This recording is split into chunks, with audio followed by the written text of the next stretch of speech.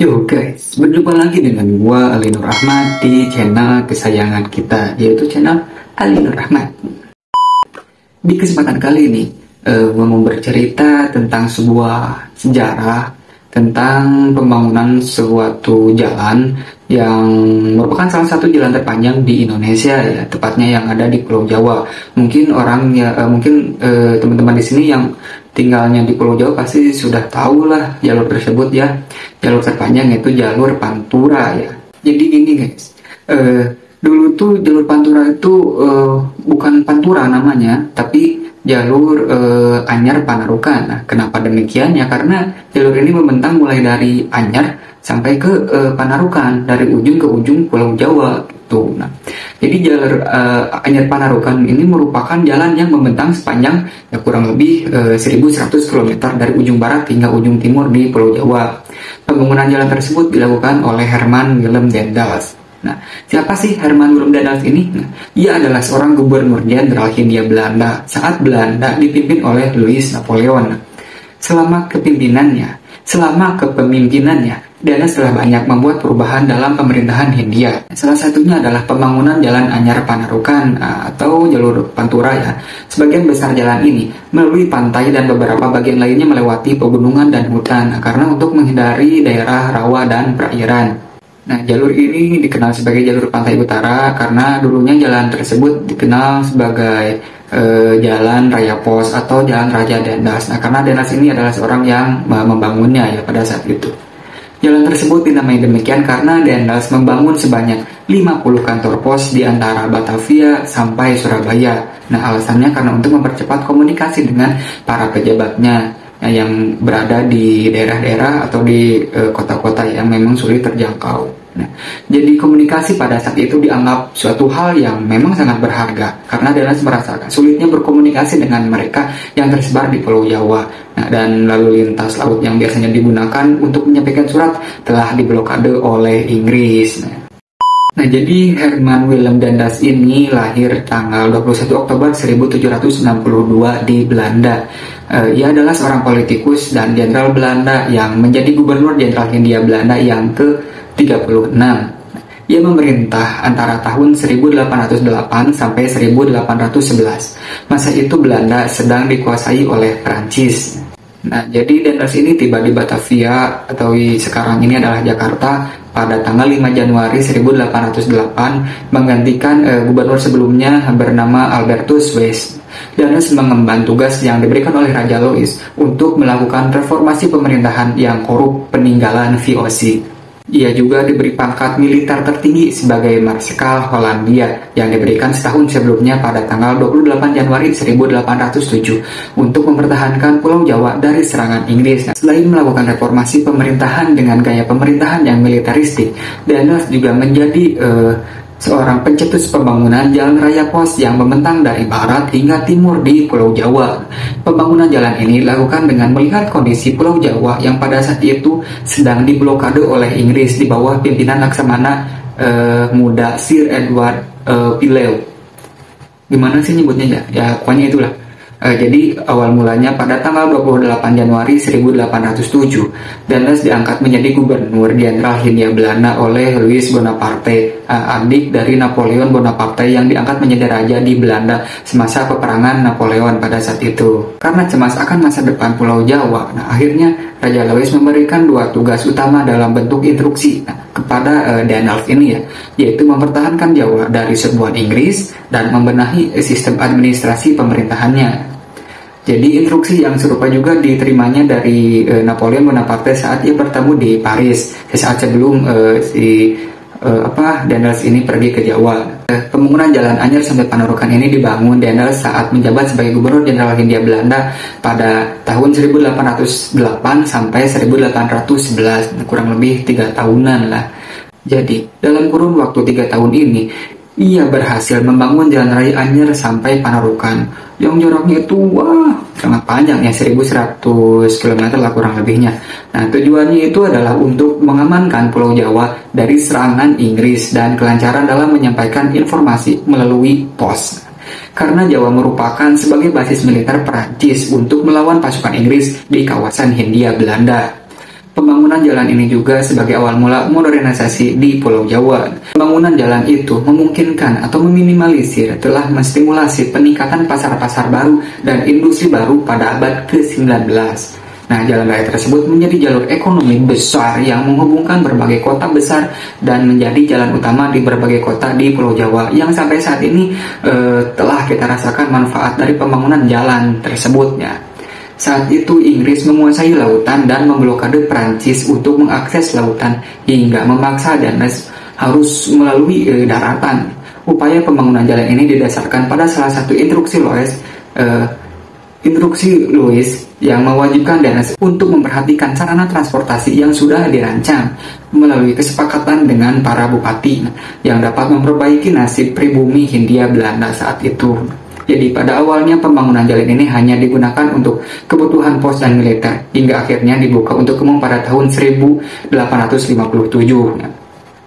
Nah, di dalam sejarah, sistem pembangunan jalan tersebut dikenal sebagai sistem kerja paksa, di mana para pekerjanya ini dipaksa bekerja tanpa diberi upah, bahkan sampai terjadi korban jiwa yang menurut informasi kurang lebih terdapat ada 12.000 korban jiwa atas pembangunan jalan tersebut. Nah, jadi kita doakan orang-orang yang dulu pernah berkorban demi pembangunan jalan ini semoga ya mendapatkan tempat yang baik di sisinya ya, amin. Padahal pemerintah telah menyediakan anggaran sebesar 30 ringgit pada saat itu untuk membangun jalan ini. Untuk sistem pembayarannya, pemerintah memberikan dana kepada para prefek atau setingkat residen. Lalu residen memberikan uang tersebut kepada bupati setempat. Akan tetapi pada saat itu para bupati ini tidak memberikan upahnya kepada para pekerja, sehingga terkesan menjadi kerja tanpa upah atau kasarnya disebut kerja rodi ya, kerja paksa. Padahal dari pemerintah itu ada anggarannya, ya mungkin dari dulu korupsi itu sudah ada ya. Sementara para pekerjanya itu disediakan oleh Gubernur Pantai Timur Laut Jawa sebanyak 1.100 orang. Saat itu, Pulau Jawa menjadi titik terpenting perlawanan antara Prancis dan Inggris. Karena Inggris telah menguasai lautan di Samudra Hindia, pasukan Prancis kesulitan memindahkan pasukan lewat jalur laut. Karena ya telah dikuasai oleh Inggris tersebut. Akhirnya Raja Louis memerintahkan Danes untuk segera membangun jalan raya pos itu. Jalan raya pos dibangun untuk memindahkan para tentara dari Batavia agar dapat segera menyebar ke Pulau Jawa. Sebenarnya, pembangunan jalan ini tidak seluruhnya dari Anyer sampai Panarukan. Karena beberapa jalan telah dibangun sebelumnya, sehingga Danes hanya memperlebarnya saja. Beberapa jalan yang diperlebar antara lain itu jalan dari Anyer sampai Batavia dan dari Pekalongan sampai Surabaya. Nah, dan biasanya itu dibangun oleh dari nol oleh Daniels ini ya. Nah, barulah setelah Bogor, jalan dibangun menuju Cisarua dan seterusnya sampai Cirebon. Pembangunan jalan raya pos pertama dimulai dari Bogor ke Cirebon berdasarkan perintah Danes pada tanggal 5 Mei 1808. Secara teknis, jalur tersebut harus dibuat selebar 7, meter dan didirikan tiang di setiap 1, km untuk menunjukkan jarak dan menandai batas distrik untuk memudahkan patok-patok. Di sisi kiri dan kanan jalan tersebut dibangun sebuah solokan yang berfungsi sebagai saluran air agar si jalannya itu awet dan tidak tergenang airnya. Para bupati diperintahkan untuk menyiapkan tenaga kerja dalam jumlah tertentu. Nah, lalu masing-masing pekerja dibayar 10 sen per orang ditambah dengan beras serta jatah garam setiap minggunya. Namun sayangnya, catatan pembayaran dari bupati ke para pekerja ini tidak pernah ada, baik arsip sejarah Indonesia, Belanda maupun Prancis. Kemudian setibanya di Karangsambung pada bulan Juni 1808, dana yang disiapkan Danes untuk membayar tenaga kerja habis dan di luar dugaan tidak ada dana lagi untuk pembangunan proyek jalan tersebut. Akhirnya pada Juli 1808, Danes bertemu dengan 38 bupati untuk memerintahkan mereka memperbaiki dan menghubungkan jalan-jalan desa. Dia juga menyerahkan pembangunan jalan Cirebon sampai Surabaya kepada mereka agar mereka bisa menarik orang-orang umum untuk dalam membantu pengerjaan melalui pengabdian masyarakat atau kerja wajib dengan kebutuhan pangan diberikan oleh bupati tersebut atau bupati setempat. Jadi dulu tuh ada banyak warga yang memang menggunakan tanah atau bermukim di tanah-tanah milik kerajaan atau milik pemerintah setempat ya, yang mana itu harus mewajibkan mereka membayar sebuah upeti kepada pemerintah atau kerajaan. Nah, dengan adanya kesepakatan pembangunan jalan dengan Dendels ini, akhirnya para pemukim itu tidak, atau para warga itu tidak diharuskan untuk membayar upeti, tapi digantikan dengan bekerja membangun jalan yang disepakati dengan Dendels ya. Jadilah dari sini ada istilah ya kerja tanpa upah, padahal yang biasanya memberikan upeti jadi digantikan dengan bekerja gitu, jadi kayak barter lagi gitu. Nah, akhirnya baru jalan dari Surabaya sampai Panarukan dibuat lagi oleh Dendels. Nah, karena belum ada jalur dari Surabaya sampai Panarukan ini ya.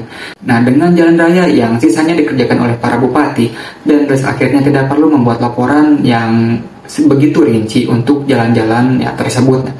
Konsekuensinya, tidak ada arsip-arsip kolonial yang memuat laporan pembangunan jalannya. Nah, satu-satunya informasi yang didapat yang melaporkan pembangunannya adalah korespondensi antara Dendels dengan Menteri Perdagangan dan koloni saat itu, Paulus van der Heijn. Nah, jadi itulah sepenggal sejarah atau sepenggal cerita tentang sejarah pembangunan Jalan Pantura atau Pantai Utara, atau dulu dikenal dengan Jalan Raya Pos atau Jalan Raya Dendels ini. Nah, biar orang tahu gitu bahwa pembangunan jalan ini banyak memakan korban jiwa menurut informasi yang saya dapat. Nah, jadi kita tuh harus ya mendoakan, menghargai, karena kita lah yang merasakan atas perjuangan mereka yang gugur, yang baik itu gugur saat pembangunan ataupun yang telah membangun sampai selesainya. Nah, mungkin cukup sekian pembahasan kali ini. Kurang lebihnya mohon maaf apabila informasi yang saya berikan atau informasi yang ada di video ini ada yang salah atau mungkin tidak selaras, atau mungkin ada yang mau menambahkan, ada yang kurang. Silakan tulis di kolom komentar, nanti kita diskusi bareng-bareng ya. Tapi sebelum tutup, seperti biasa, subscribe dulu.